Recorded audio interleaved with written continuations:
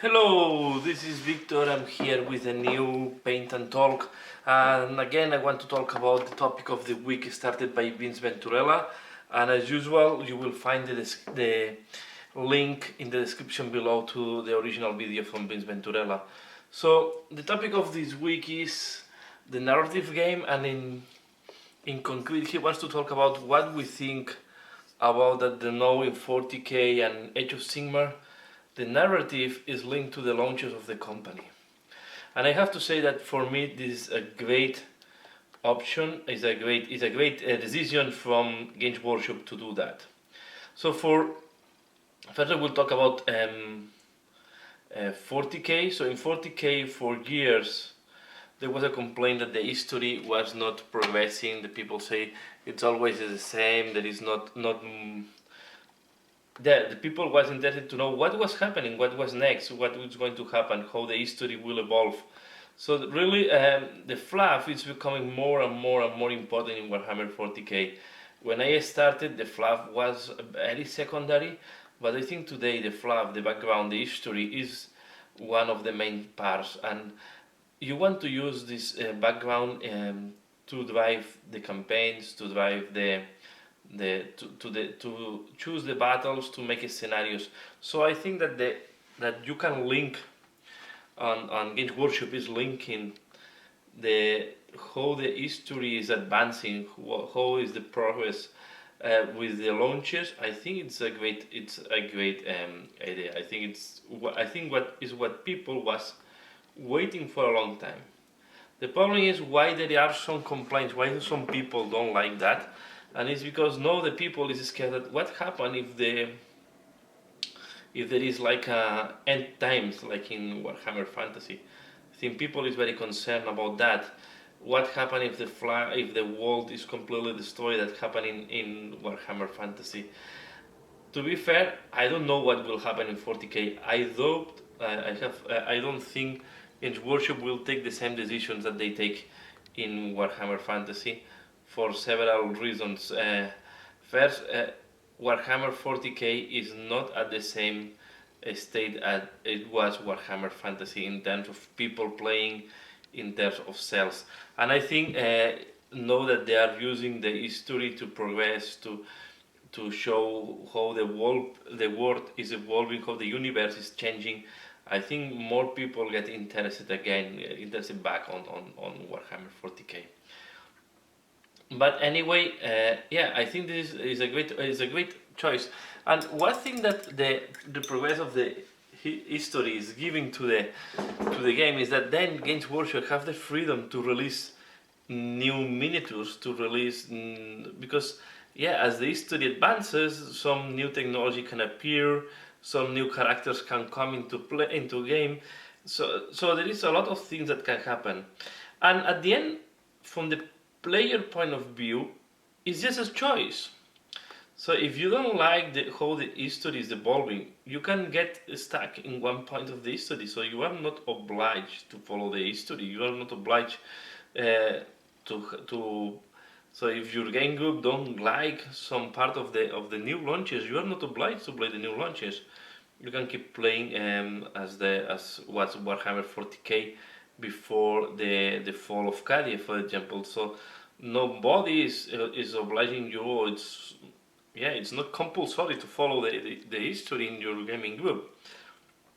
Of course, if and then I will say from the competitive point of view, I think the competitive give more balance to or give more weight to the balance of the game than the history and than the painting sometimes.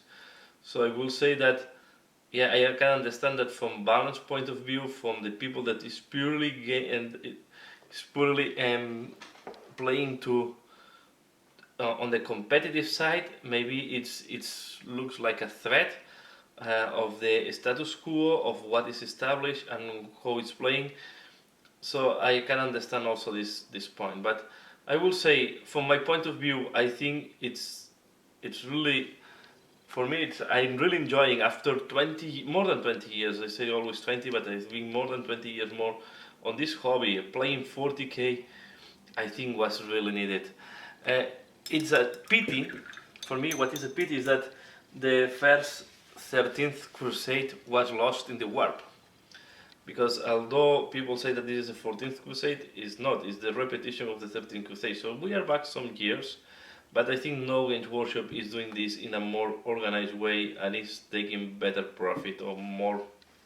I think is doing this in more, yeah, I will say in a better way, in such in if I can use this term, or in a more organized way where they can really, yeah, focus more on the details and I think it's been a great progression.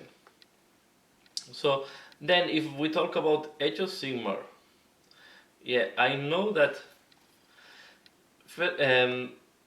that most of the people prefer the old wool. And to be fair, Warhammer 8th edition is always there for the people that love the old wool. So I understand that more people jump into Age of Sigmar, and there is a reason for that. I think the rules are more streamlined, and now with the general handbook, and even the competitive side look more balanced. So I can understand that more people now feels more appealing to the Warhammer Age of Sigmar. But I think that again, one thing that is very interesting is that also in Age of Sigmar, the history, the units that appear, the history and the launches are linked, and I think this is great because then there is a progression, and then this I think at the end this keeps you more interested in the hobby because there is uh, some evolution, there are changes, and you are interested to see what is going to be the next. I think to be always in a frozen world where nothing is happening, where everything is frozen in the time, I think there is a moment that gets a little bit boring. There is a moment that you want something that you want to break this blockage. You want to see how the history advances, and you want it from official. Of course, everybody can do it unofficially. Everybody can invent their own history and make the evolution. But I think it's great to see official way how the history is advancing, how everything is evolving, and to see what is next and link this to the launches. I think this has been yeah. I think this was missing for years. They tried in the past, was frozen back. We lost some of the evolution in the past. In I don't know why Games Workshop decided to go back in time, in the 40k time. So, but now I think this is really showing that Games Workshop. I think what the Games Workshop is doing is reapplying the learnings from Warhammer Fantasy / Age of Sigmar, and also applying them in Warhammer 40k. And then they start with the small, well, with something not that important. I don't know, was like the attack to the wall of Fenris. They see that the people get very interested on what is happening, and then they from there they decide to go ahead. And yeah, and I think as the people is accepting how the world is evolving and all these changes, I think Games Workshop will keep doing that. So summarizing, very happy on that. I think it's a great opportunity. I think it opens doors to have more miniatures, more hobby, to evolve the hobby, to have new units because you can have new inventions. The history can bring new units from the warp. They can bring new technologies and can bring back some characters that were disappeared or were in coma like Robot Gilliman. So that's all for now. So this is what I wanted to talk, and please let me know in the comments below what do you think. Do you like that the history in 40k is evolving? Do you like to see, are you concerned? To be fair, I'm not very concerned on that. If the wall is changing, let's see what is the new wall.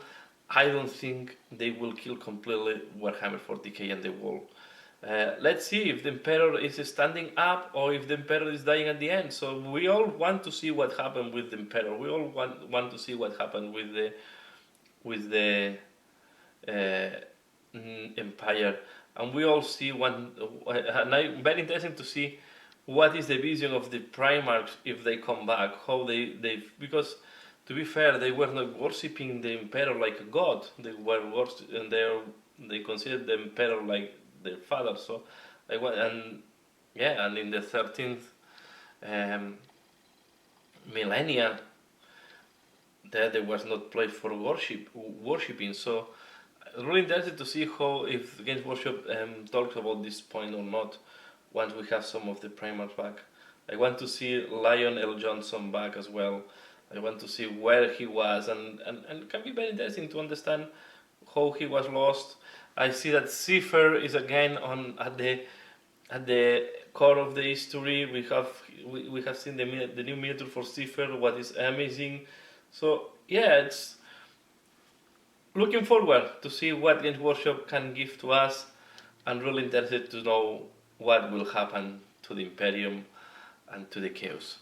And that's all for now. This is what I wanted to talk. Leave the comments below, let me know what do you think. Give a like if you have liked it, and give me your opinion back if you like these videos or not. And that's all for now. So as usual, thanks a lot for watching, and see you again later. Bye!